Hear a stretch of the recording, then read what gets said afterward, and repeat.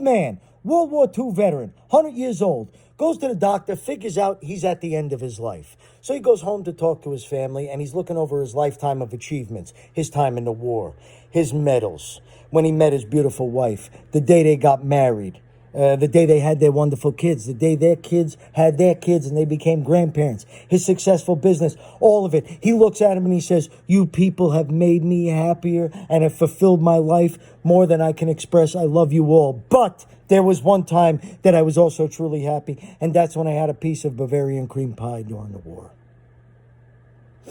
And I think I would like to have one more piece of that pie before I die.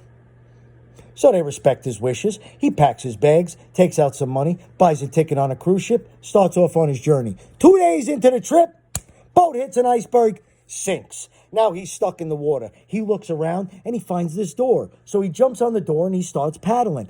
As he's paddling, he starts getting circled by a group of sharks. He tries to paddle away, but they don't let him. No, they start attacking him. They're biting him and they're jawing at him and they rip off both his legs. And I don't know how he does it, but he fights all these sharks off and he continues paddling.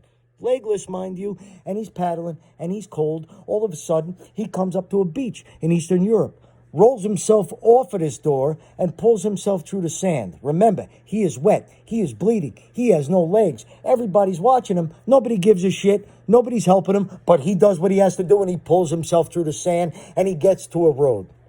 And what does he see? He sees a bus. And on that bus is a sign with the name of the same town that he got the pie in. What's on the back of the bus? A rope. He grabs onto the rope and now he's going. He is flopping down the road as this bus is driving. All of a sudden, the bus stops in the town. He lets go of the rope. He rolls into this diner. He's bleeding. He's wet. He's dirty. He can't breathe. He's got no legs. He's almost at his end. And he pulls himself through the diner to the counter.